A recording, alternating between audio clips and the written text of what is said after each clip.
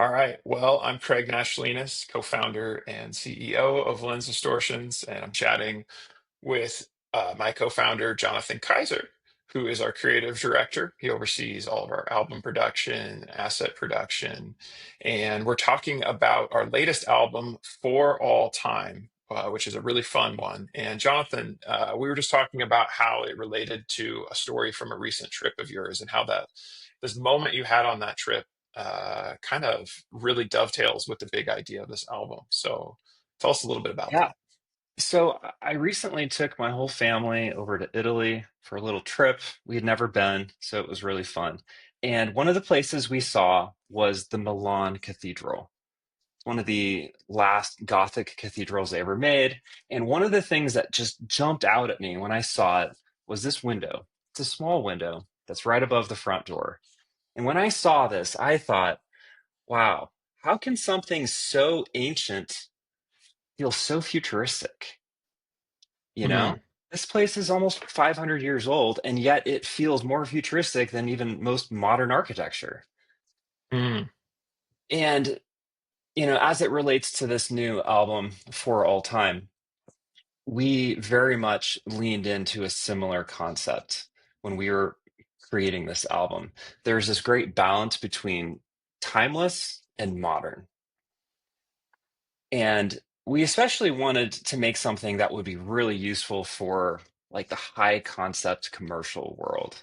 I know you and we have this affinity for legendary brands, and the most Hmm. legendary brands usually have the most legendary budgets to do, great high profile commercials. The conceptual worlds that they build are so fun. They're so immersive. They like take you on a journey, Hmm. even if it's only 30 seconds long. Hmm. Well, I So, think it's interesting yeah. about that window and about something like this album that we're rolling out is that, we try to do things with a lot of timelessness, and then we think about like timeless storytelling and wanting our music that we produce to not feel super trendy or kind of just chasing something that's ephemeral, but to have a sort of tasteful, restrained, timeless element to it. But it's interesting that like anything that's built is also created at a moment in time, and so Mm, there's fingerprints of that moment in history, right? And so you can't just completely escape that and make something timeless because it also probably isn't going to be that interesting. I think that's true with this album. It has classical elements that feel sort of timeless, and then it has mhm. modern elements that feel very appropriate for cutting edge technology and big Yep. brands that are doing things right now. At the time this album was produced, same with that cathedral, right? Like you can kind of date it to a specific time period and the architectural styles that were prevalent then. But there is this aspect of it too that's like it almost stands outside of history. So I love the juxtaposition of those two things, and so I'd love for you to take us, kind of inside the album a little bit. Where should we start? Let me just skip through a couple parts in the first track. As with a lot of our tracks, it kicks off with a really intriguing opening.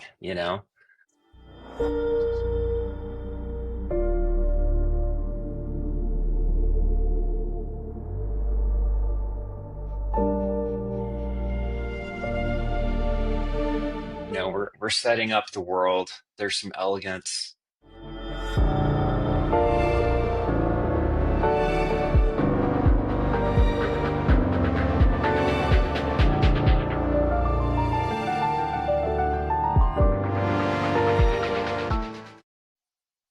So then, of course, as the track progresses, we kind of take you deeper into the world of the story.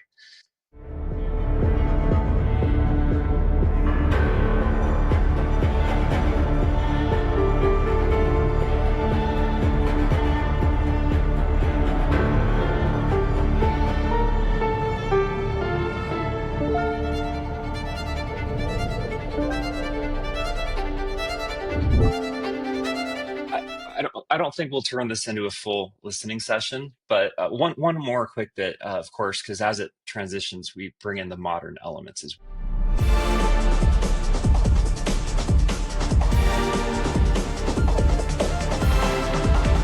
definitely get, some of that high brand, high concept kind of feel. Again, a lot of this album, it kind of feels like you're standing in front of that Gothic cathedral at night, and there's, really cool cars parked out front. Maybe people are holding candles, and it's a cinematic setting. This was definitely an ambitious album Mm, because anytime you try doing classical music, especially just classical music by itself, requires excellence, and you try working in modern elements and cinematic stuff as well. It is a monumental challenge to get it all to work together, like, and have chemistry and gel. And then of course we built every track to be in service of, filmmaking and commercial projects. And so we're tailoring all of that in track structures that help you tell your story. So we've got, whether you're doing short form stuff or even longer form story based stuff, there's a lot to choose from. Here's another cool track.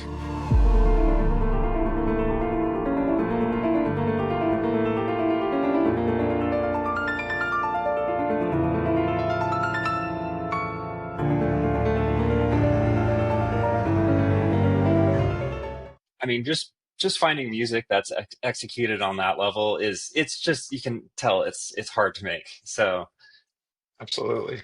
It's very dramatic. I think this album is, we've said it's high concept, it's kind of high drama, is my impression of it. Are all the tracks that way, or are there other ones in the mix that are more restrained?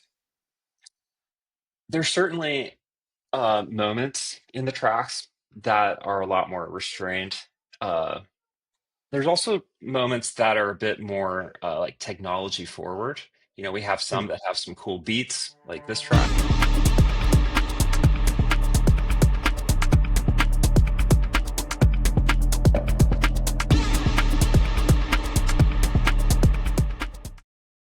So there's a lot of material to choose from. It's a pretty deep world. We really went deep with this one. that's great. This one also kind of blends a number of the key aesthetics that Lens Distortions is known for. We have a handful of kind of styles that we explore within the cinematic genre, and all under the Lens Distortion sound. Um, and you might notice an ebb and flow to that from album to album. But this one really kind of tries to blend a lot of the different sounds that we have. Is that true? Is that part of what kind of made it an ambitious endeavor, as you've described it? Yeah, I mean, we didn't just set out to make a hybrid album. I think we always start with kind of a key use case or a concept or even a brand project in mind. And like we said at the beginning, we were trying to uh, lean into this idea of timeless contrasted with modern. And as we explored that idea and kind of thought about it from a first principles perspective and dug into it and experimented, we kind of explored and found ways of using classical elements with some of these more modern elements. Every album is also a great place for us to do a lot of the exploring. You know, we'll find those epic, larger than life tracks, and then in between, we'll find some really cool human interest storytelling tracks, and we'll find some energetic, fast-paced ones in there. And so, as we're exploring, we're not only finding what works, but we're finding interesting ways of telling different stories in the same world. Hmm. And one thing we see pretty often is people using entire albums for, longer form projects where they the whole album will tell a story. What I think is really cool about our approach is just the way that we build these worlds, and we really get inside of them, and we, give ourselves permission to go explore, uh, you know, different nooks and crannies of world of that style, of that um, creative sandbox that we're living in, and really kind of let our composers loose to go take it too far and then kind of bring it back in. Um, but what's cool too is that because we provide those alt mixes with every single track, there's different takes of it, and then stems with the tracks as well. Uh, Even the most high concept or most dramatic track, can be used in a different way with one of these alt mixes. And so, what I love about that is that for every single one of our customers, there are interesting things inside an album that can be used with your work if you're doing high-end storytelling, cinematic Mm. storytelling, tasteful, narrative work, or super punchy, impactful, advertising. Like every single album, even one like this that sounds maybe a little bit intimidating and sort of niche use case for, oh, I got to be working with a luxury brand to use this. There's awesome stuff for luxury brands in here. There's awesome stuff for technology brands in here. But there are fantastic underscores buried within it. There are, like you said, fantastic uh, pieces to soundtrack, a human-centered narrative in there and kind of tease out the emotional nuances of that. So, Yep. I mean, with uh, the stems, you can literally just go in there and grab the piano layer, maybe grab one of the tonal layers, and kind of finesse the layers to help tell your story in the exactly. project you're working on. They're very adaptable. One of the things I love about all the lens distortions users is that they are so hands-on, willing to roll up their sleeves and and dive into the gold mine that we've been working on building for all these years. Using stems and all the different layers to serve your project is a huge way to make it unique. I was a filmmaker for many years and I've edited tons of commercials over the years. And one of the things I always did was I started with the music. You find the music and then you cut your project to it. Mhm. And it's not like a hack for like a template or a formula. What it is it's the best way for you to get the audio and visual to gel. You don't Mm. always have control over the audio, but you do have control over what you're putting on the timeline. Uh, with lens distortions, we actually give you a bit more control over the audio with all the options we give you. But the Mhm. ultimate goal is to get the visual and audio to gel and to have chemistry. And once you do that, it's just like it was meant to be, you know? Absolutely. That makes me think about, we talk a ton about cinematic around here, and we are a definitively cinematic company. Um, but we also show a lot of restraint with that, and we want to be nuanced and tasteful cinematic. We Mm, talk about straight up mimicking Hollywood is it's too much for most projects, right? And so you want to take cues from that, you want to take inspiration from that, but then bring it down to earth, or have the appropriate level of sort of um, flourish is to it, for the story that's being told. And one of the ways I simply define cinematic is kind of using every tool at your disposal to, dramatically present a story. I think that is cinematic storytelling, is you're using the audio, the visual, the color tones, the sound design, the camera perspective, all of that, right? Like so much of cinematic in a nutshell is you use a camera to give the viewer a perspective that you can't get any other way. And it's this subjective perspective. It's an intentional one where you're crafting how they perceive something.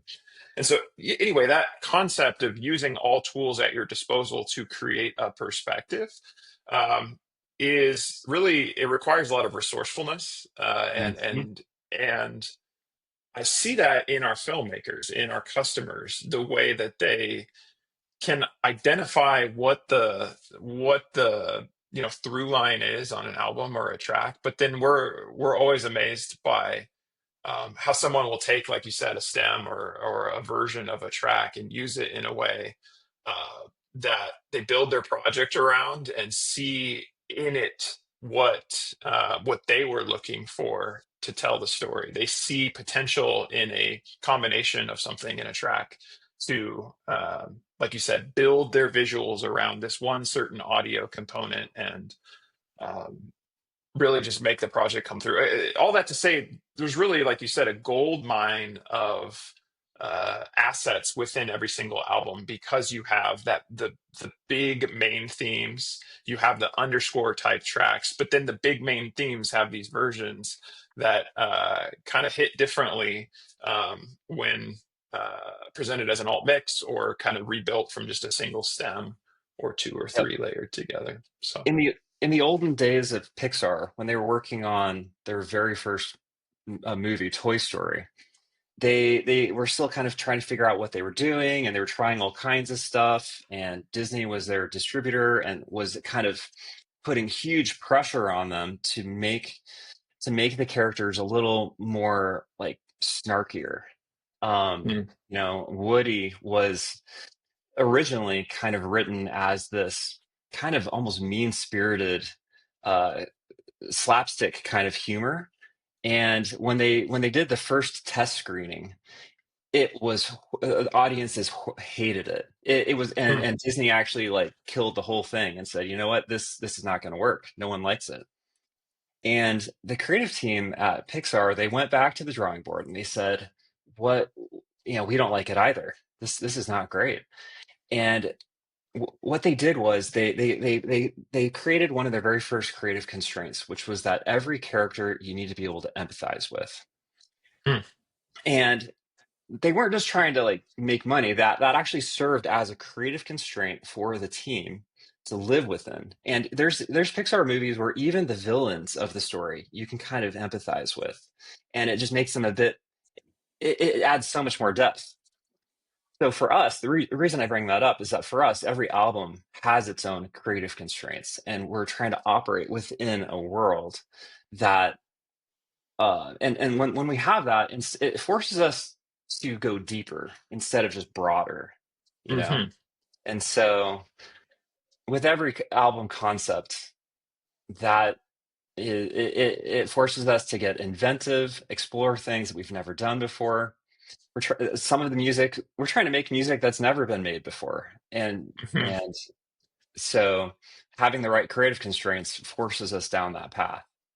Yeah. Well, I think there's certainly interesting ones on this. I'm always intrigued to see what was that creative sandbox that we framed up to go explore. What's the boundaries of the world that we're trying to create?